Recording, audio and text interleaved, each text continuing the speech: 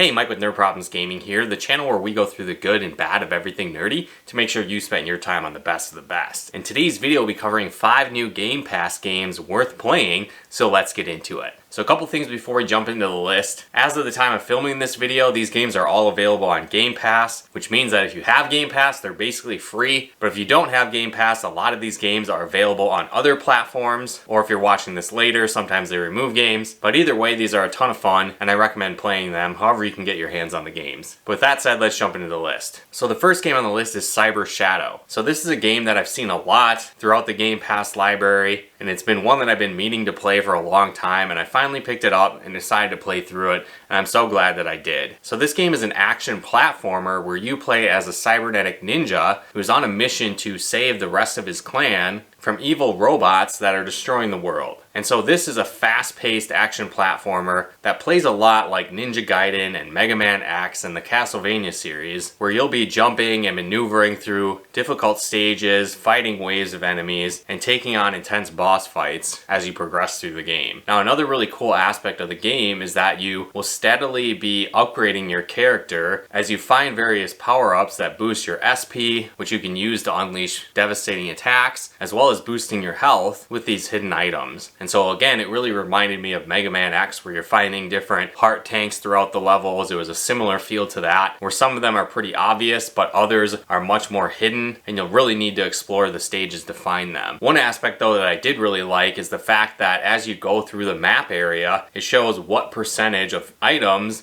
and hidden secrets that you found throughout the stages. So if you've gone through a level, you might see a percentage that isn't at 100, so you know that you need to go back, maybe acquire some later abilities and power-ups to find these secrets, or just do another playthrough and look a little bit harder to find what you're looking for. I think the game also does a really great job of kind of guiding you through the abilities, so when you start off, levels are pretty simple. You just have a basic jump and attack, but as you get further and further, you're going to have dash moves that you can use, downward thrusts, and other crazy powerful moves that will have you flying across the screen lightning fast to take out enemies and overcome intense platforming. The game also has really cool pixel art cutscenes to unravel most of the story for you, and I had a ton of fun playing it. So if you like action platforming games, you're looking for games that are similar to Castlevania or Mega Man X or Ninja Gaiden, this is definitely worth playing and picking up. Alright, the next game on the list is Mighty Goose. So this is a quirky run and gun shooting game where you play as Goose, who is a well-known bounty hunter that is taking on the evil army of the Void King as you go across various planets throughout the universe. And so the game plays similar to like a Metal Slug or a Contra, where you've got various different weapons that you can equip. So you have your standard gun, but you'll find different shotguns and machine guns as you play. You'll also have different companions that can come along the way. So for example, you've got a pig that will feed you machine gun ammo, got an ordinary duck that tags along, and many more. You can also upgrade your character as you play throughout the game, giving your Mighty Goose more powers. But it's really fast-paced action, challenging level design, and a unique, funny story where again you play as this cybernetic goose that wields machine guns and weaponry to take on evil machine armies. It's a lot of fun, and if you like run and gun shooters, I definitely recommend checking it out. So the next game on the list is Unsighted. And so this is a unique game that plays like a top-down Metroidvania type game where you'll be exploring various environments as Alma, who is a robot that has become sentient. And so the basic premise of the story is that a meteor has crashed onto the planet, and it's brought regular computers and machinery to life, and now they're struggling for survival because the energy from this meteorite only lasts so long, and they're competing with humans for this same energy source. And if time runs out, all of the robots will become unsighted,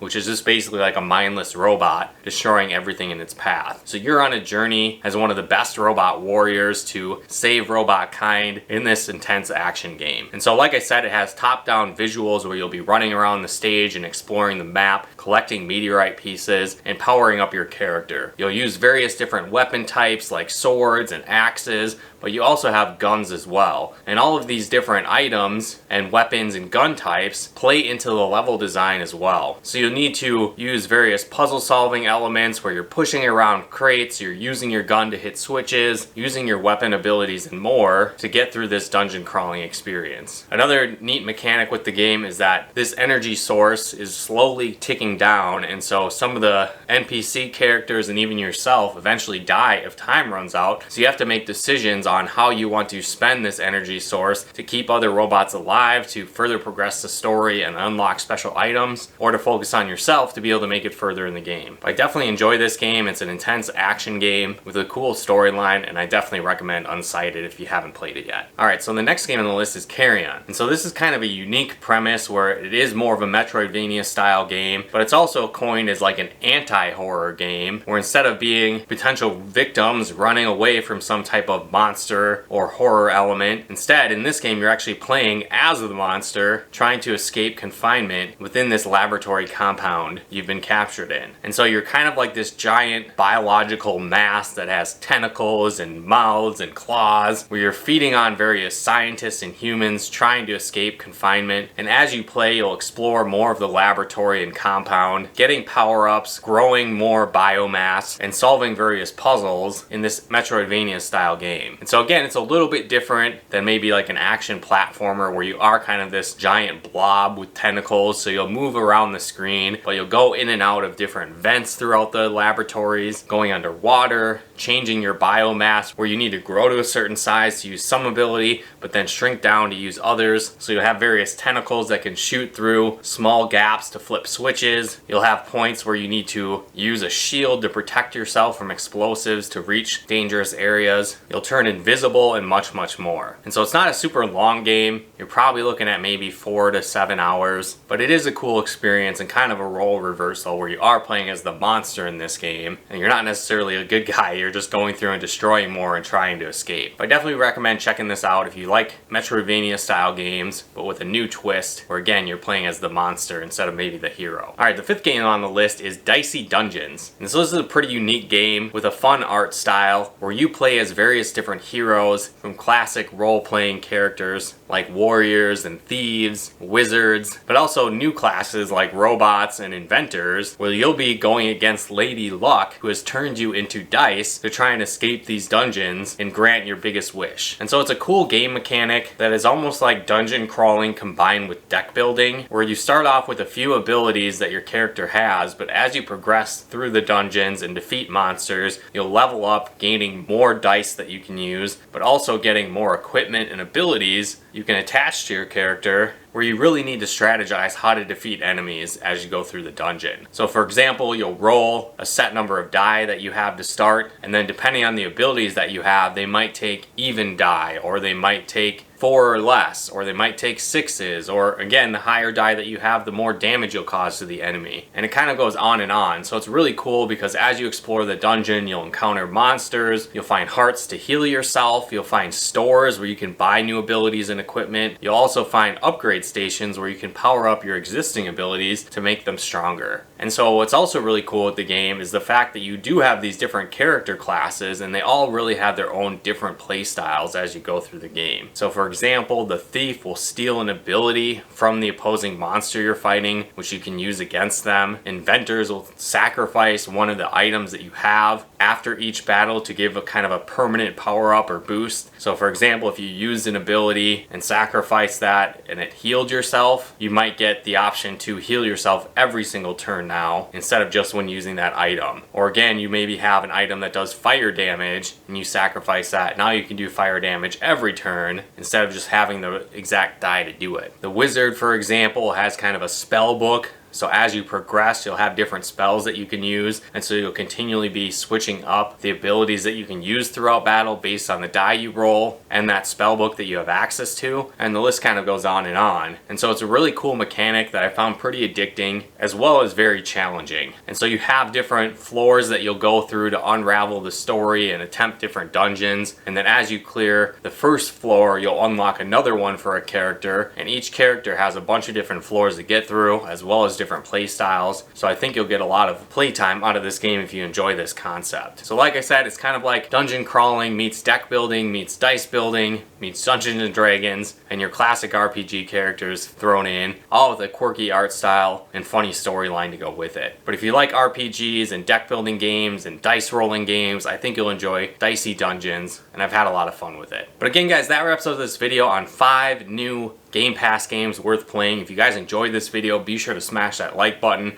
as it really helps out the channel. And if you haven't done so yet, be sure to subscribe and turn on the bell notifications to get the latest updates of new nerd videos we put out. And if you'd like to help support the channel, pick out content and more, become a patron of ours at nerdproblemsgaming.com/Patreon. And if you'd like to plug into our live streams and Let's Plays we do on the channel, you can follow us over on Twitch at nerdproblemsgaming.com/Twitch. But once again, thanks for tuning in, and we'll talk to you more soon.